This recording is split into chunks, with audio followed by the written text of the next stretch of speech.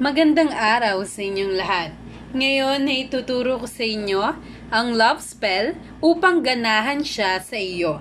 Gaganahan siya sa iyo, mamahalin ka niya, mararamdaman mo na mas mag-e-effort siya sa inyong relasyon.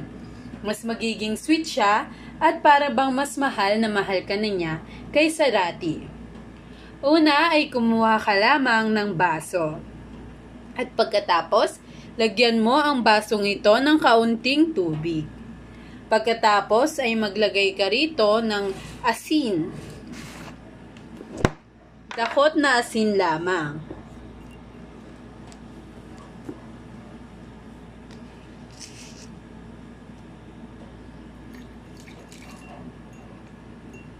Pagkatapos nito ay maglagay ka lamang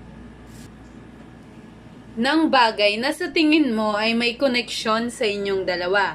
Maaring litrato nyong dalawa, bagay na naging saksi sa inyong relasyon, o mga bagay na nakuha nyong dalawa, kahit ano pa.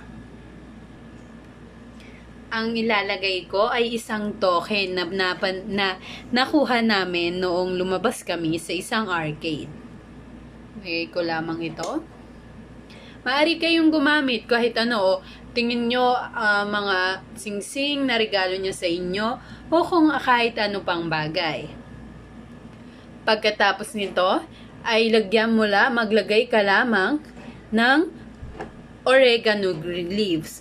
Dapat ay ang oregano leaves na gagamitin mo ay pino. Maaari mo itong patuyuin at pagkatapos ay dikdikin. O maaari rin naman kayong bumili sa mga supermarkets ng pulbos na oregano leaves. Dapat kapag ilalagay nyo ito ay dapat mapuno ang itaas na parte ng ating tubig, na wala ng parte ng tubig sa itaas na hindi nababalutan ng ating oregano leaves. Na parang ganito.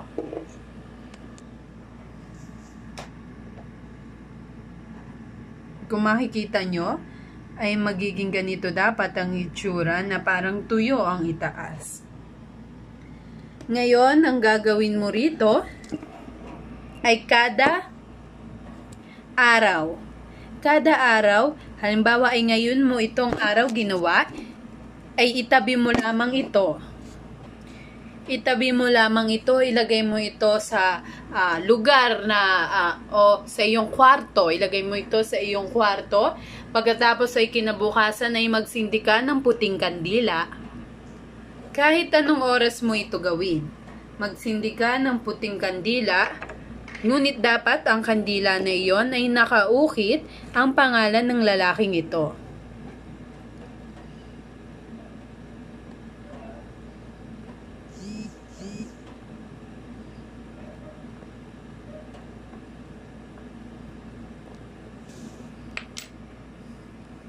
Ukitin mo lamang ito kahit anong gusto mong gamitin pang ukit.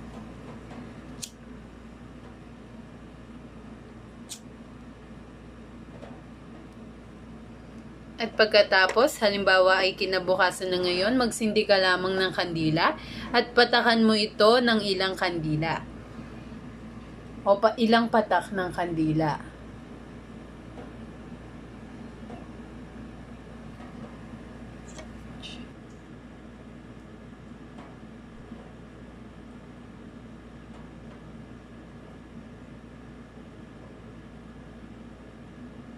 Ang 4 hanggang 5 patak ay sa isang araw ay ayos na.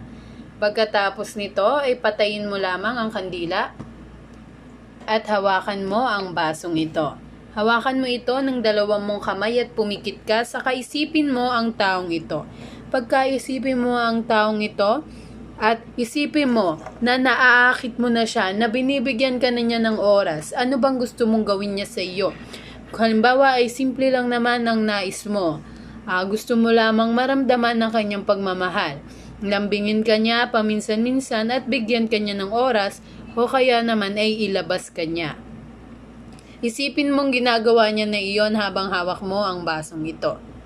Isipin mo lamang na ginagawa niya iyon ng mga gusto mong ginagawa niya sa iyo at sana ay ginagawa niya sa iyo dahil upang maipakita ang kanyang pagmamahal sa iyo.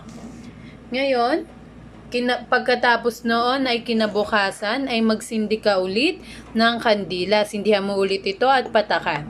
Gawin mo ito ng 2 linggong sunod-sunod. Pagkatapos ay sa huling araw ay sindihan mo lamang ang kandilang ito at hanggang sa ito ay maubos. Kung naubos mo naman ang kandila at sa mga papatak-patak lamang ay ayos lamang iyon.